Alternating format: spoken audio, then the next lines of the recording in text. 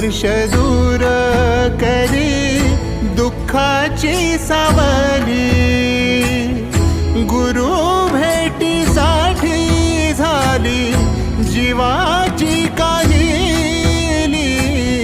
भक्त तुझा गुरुदेवा पुरता अटला, भेटला विठ्ठल माझा